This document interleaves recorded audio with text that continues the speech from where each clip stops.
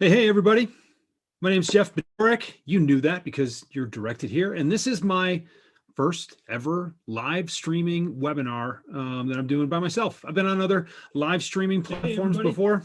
My name's Jeff Bedorek. And now I'm getting feedback because that's how that works when you live stream for the first time. Pretty fired up to do this. Victor, I blame you. I blame you because you challenged me to do this. And it was something I meant to do, and I needed that additional little oomph and pushed me over the edge. And you did that for me yesterday. Thank you, because this is the start of something big. I'm going to be doing this regularly.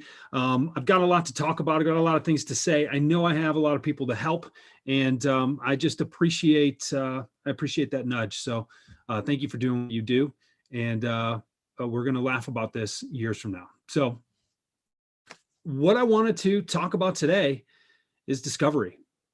And look, discovery is something that I think a lot of people get wrong. I think that a lot of people believe that discovery is this thing you do to people, not something you do with people. I think a lot of people feel that discovery is this thing you do when you just need to qualify or disqualify somebody. I think in terms of checklists, I think in terms of BANT, I think in terms of a seller-focused process, right? Something where you as the seller are selfish, and not in a good way, not in a, I need to be selfish about what I'm doing and how I'm spending my time because I've got people to go and help, damn it, so I'm going to do this. It's like, oh no, you have something I want. I have to figure out the things that I need to say or the questions that I need to ask in order to figure out how to get that thing that I want, and I'm out of here. That's selfish. It's the wrong kind of selfish. Don't do that. Please stop doing that. If you want salespeople to ever be elevated on the trust level, Forrester does the survey all every year about the professions that are most or least trusted. Salespeople are right there next to politicians, down way far on the list.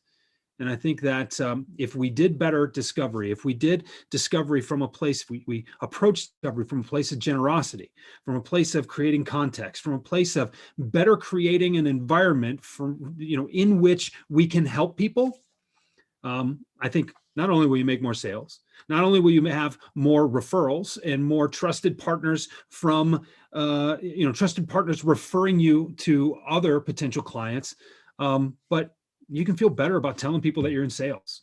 And you don't have to say, oh no, but I'm not one of those salespeople, right? So I've been thinking about discovery a lot lately. And this all started actually several months ago. I was on a webinar last summer with Jason Bay on the Think Outside the Script tour. And, we spent a long time on that webinar, really engaging with people. It was really fun. This live streaming thing is also partially his idea because interacting with people is really, really cool. So look, when I'm doing these live streams, I do them live on purpose. So I want comments, I want questions, I want to interact. Because I don't need to record something live just for the sake of recording it, right? So one of the questions that came out of that Think Outside the Script tour was, how do you balance prospecting and discovery? And I said, well, first of all, you do your prospecting so that you can get discovery meetings, right? So don't get what you came for and then leave it alone because you got to go out there and find more people to call so you can schedule more meetings, right? It's like, look, understand that those are not opposing forces that need to be balanced. And if you think those are opposing forces that need to be balanced, well, then you're off on the wrong foot right away. Discovery is a part of prospecting. Prospecting is this dance. Prospecting is a process. Prospecting is something bigger than just, I've got 10 calls to make today and 15 emails to send, and I need to get on social media and do some things, right?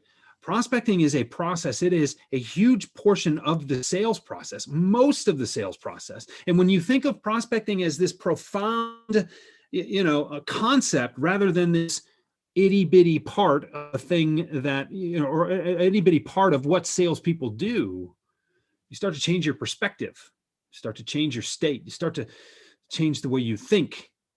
And that is when progress happens. So I want you to think about prospecting as something bigger than what it is. And I also want you to think about discovery as something bigger and more profound than it is. So I'm telling you what discovery isn't. Discovery isn't just a checklist. Discovery isn't an interrogation. Discovery is an interview. And think about the difference between an interview and an interrogation. An interrogation is, I have these questions, and damn it, you're going to answer these questions because I need to know this information because I have a sale to make. And an interview is really much more of a discussion, right?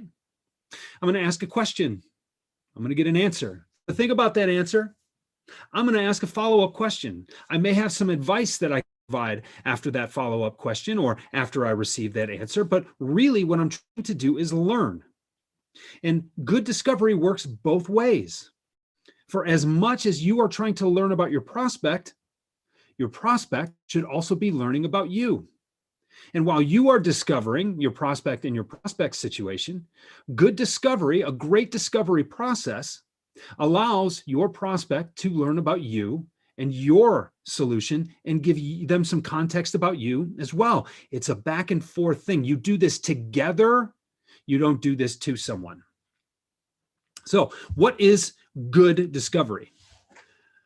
Good discovery, if I can get my streaming to work here, good discovery creates connection. I wrote this in the 5 Forgotten Fundamentals of Prospecting. You must create tension in the sales process in order for anything to happen. Tension is a stimulus to act. And we're going to cover tension in a few minutes. But you cannot have any tension without first creating a connection. My partner on the Why and the Buy podcast, Christy Walter, said that in one of our discussions. This is several years ago now. She said, Jeff, in order to create any tension, you must first create connection.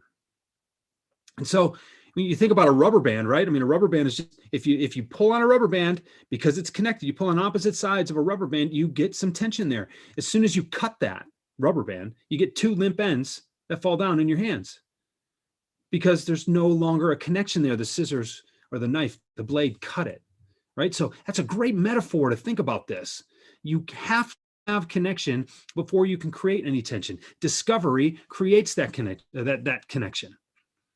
Discovery, you asking questions to learn about the person you're talking to learn about the business you're selling to learn about the goals, the environment, the benefits of that goal. That's what discovery is for. And of course, along the way, you're going to need to learn some things. Is there a budget? Now, look, there's a big difference, little sidebar here. There's a big difference between a budget or having a budget and having money, right? Because if you're on the cutting edge of what it is that you do and you're proactively reaching out to start conversations, not just be reactive in a purchasing process, when you're starting these conversations, there are a lot of times you're going to run into companies that don't have budgets because they don't even know what you sell. And in some cases, they don't even know there's a solution to a problem that sometimes they don't know if they have. So how are they supposed to budget? How are they supposed to prepare for that? Prepare for it. 1 second, set aside money for it, even a year in advance. It's not going to happen. So don't get thrown when they don't have the budget for something, because chances are they still have the money for it. So I'll get off my soapbox on that and get back to what we're talking about here. You do want to uncover if there is money for the issue. You do want to understand who is supposed to be involved in this purchasing process, and are there other people you need to be talking to? How is the decision going to be made? Is there a timeline? Is there a need or even a desire for this? So look, BANT is one of those old-time cliche kind of sales acronyms that we think about.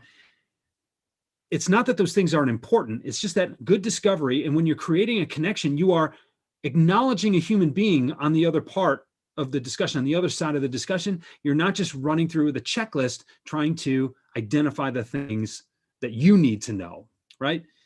Create that connection. Acknowledge the human being on the other side of the conversation from you, and you're going to go a long way. Good discovery creates connection. Good discovery also creates understanding. What you're trying to understand is where the prospect is right now. How are they feeling? What are they wrestling with? What are they looking to change? That's their current state, right? You've heard this before, and this is not my terminology. Taking someone from their current state to their desired future state. We've heard that from a lot of people. That's conceptual, right? That is the table stakes for understanding B2B selling, sometimes even B2C selling. Understanding that your prospect is where they are right now, and they want to achieve something more. So what is the nuance associated with their current state? Even if you have an ideal client profile, an ICP, and you can start to make some assumptions about what that ICP needs from you, even when you have worked with clients just like this in the past, you also need to recognize that there's some nuance to their situation. Not every ideal client is going to appreciate being spoken to like the ideal client, right? You know, we talk a lot in marketing about avatars and who is the person, the figment of a person that you're speaking to when you promote your products, when you talk about what it is that you do. But no one likes being treated like an avatar. Remember, there is a human being, and their situation is a human being on the other side of this discussion, and their situation is at least a little bit different from the person before, from the next person you're going to talk to, and so on. So this is where your listening skills come into play. This is where you ask really good questions that give your prospect a safe place to answer those questions. And this is where not just your listening skills, but your empathy comes into play, when you can listen to their responses and start to appreciate some of the differences, right? And then it helps you rather to understand why they want to move to that future state. Why do they want to accomplish what it is that they're trying to accomplish? So creating understanding with good discovery, that's important, because you have to recognize that everybody's different, and your solution may apply differently to a different prospect. The problem that most salespeople get into, and it's a result of trying to scale, and sometimes trying to scale faster than you really should, is that salespeople like to paint with a really broad brush. And so because you paint with a broad brush, you can serve a lot of people, but you can't serve a lot of people as well as you can serve a smaller amount of people really, really well, right? Like, you know, it's like you can try to please everybody, but if you try to please everybody, you'll thrill nobody. Great discovery gives you an opportunity to thrill, not just an opportunity to please or satisfy. So great discovery, it creates understanding.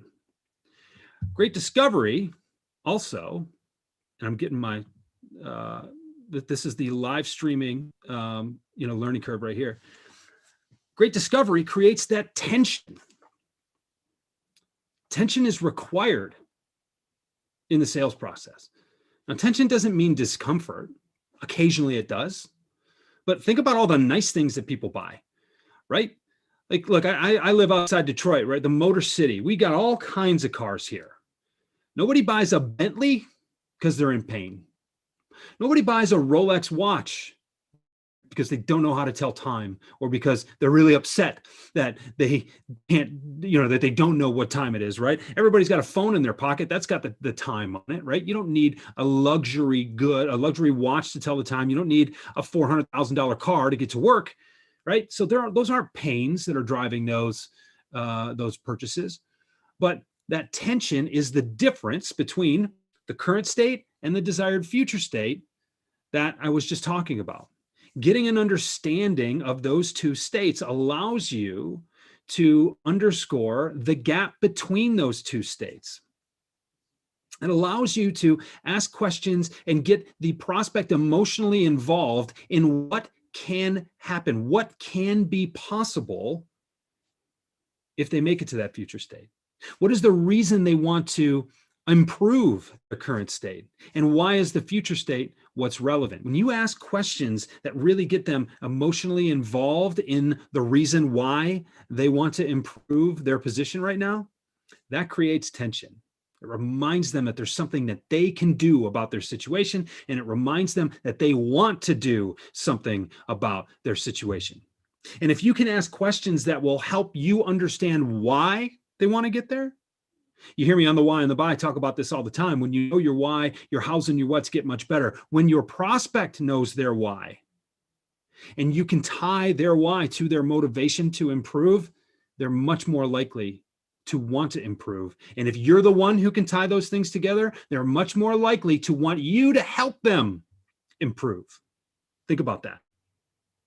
So good discovery creates tension.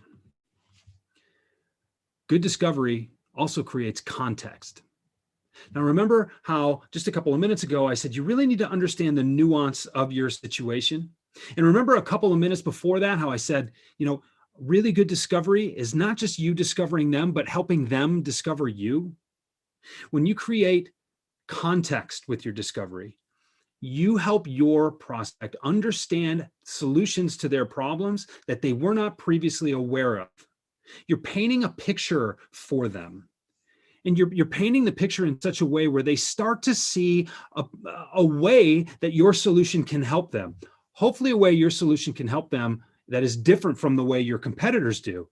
But it's really making something clear that was previously not clear to them. Now, when I think about context, I think that a seller's job is to create context for their solution. If I just went out and started telling, company after company, prospect after prospect, VP of sales after VP of sales, I have sales training. I'd like to come and train your team. Well, most people are going to say, well, I don't need sales training. We're doing just fine. Right? That's a default answer. That like the brain's initial response is going to be no.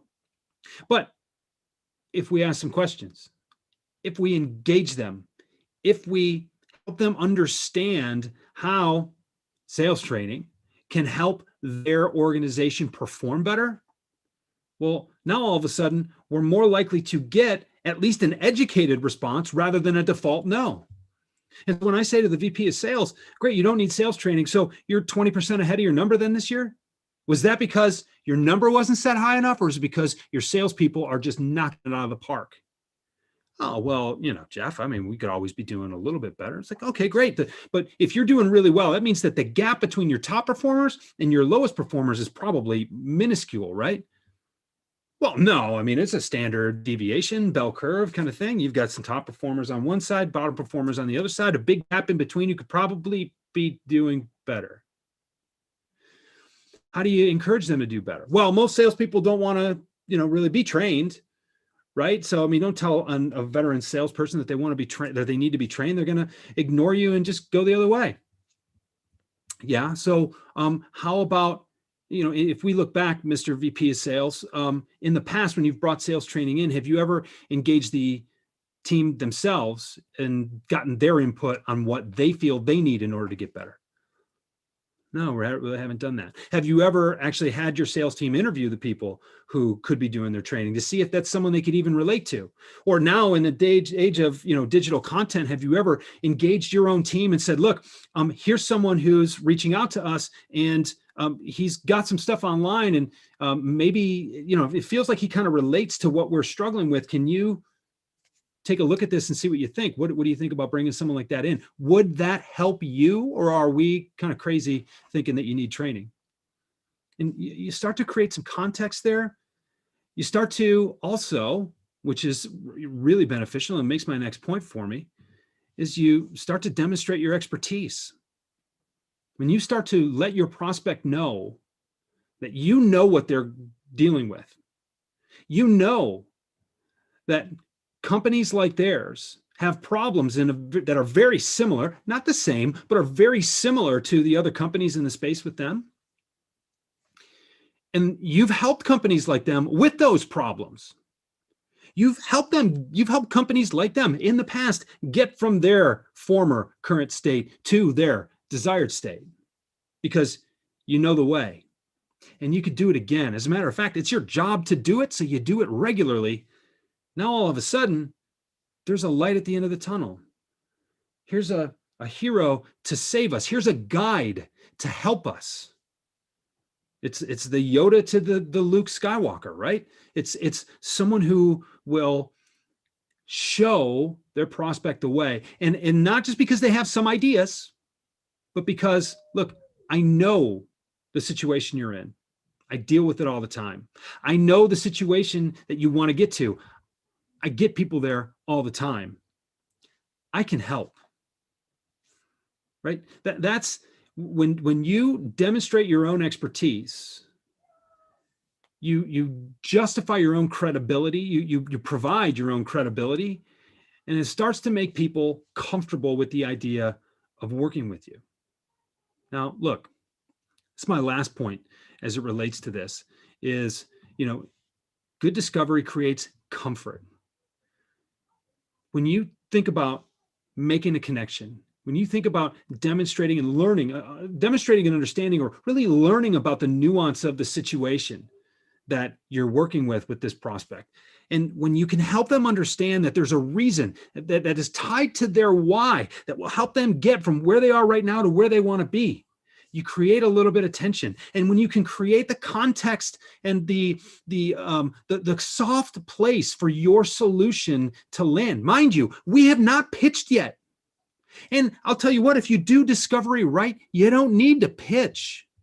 When you do discovery where you've created that context and it's clear that you're an expert and you know what you need to know and you've got what it takes to help that prospect get from point A where they are right now to point B where they need to be, there is a level of comfort involved in working with you that makes them say, wow, how do we get started?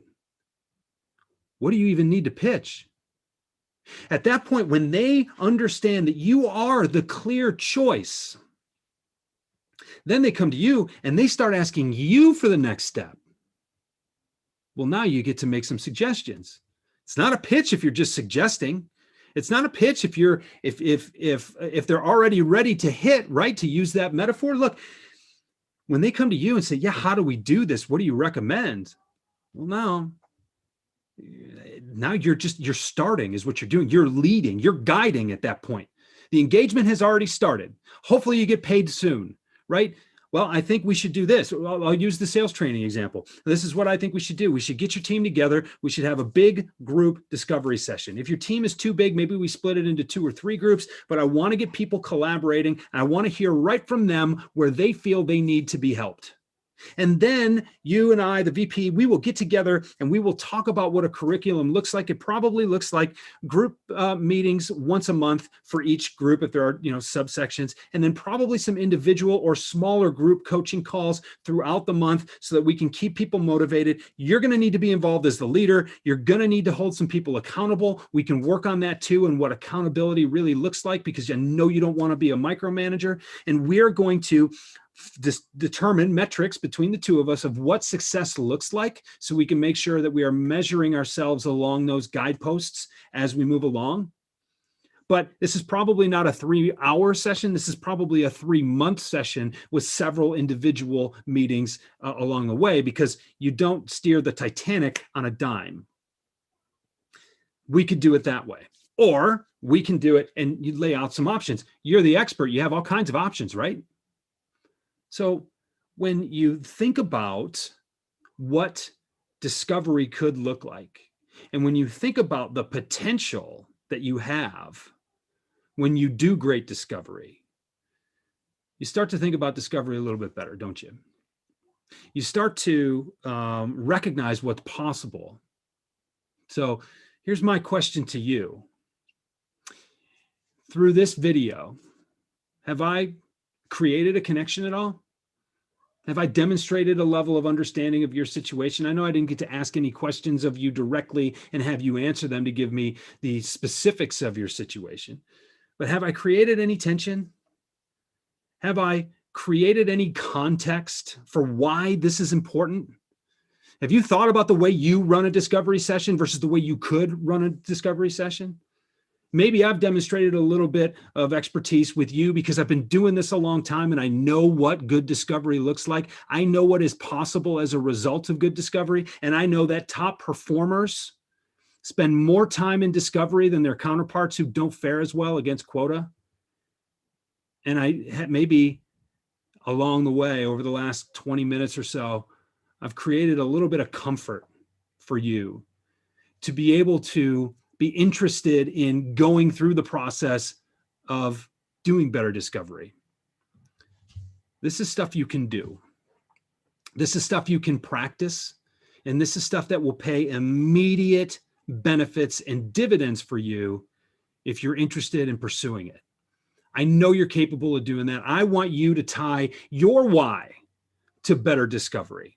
I want you to think about why you work for the company you work for, you sell the solutions you sell. I want you to think about why your customers are better off for having done business with you. I want you to think about why you believe in your ability to take the steps necessary to move your business forward and make 2021 your best year ever.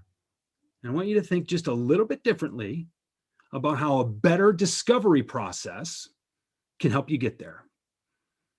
In the meantime, if you want to talk about any of this, look, I'm available. You know, I answer emails. I'm not quite to the point yet where I get too many emails that I can't answer. Maybe that time will come sooner than later, but right now you can still reach me at jb@jeffbajorek.com. And I look forward to hearing from you.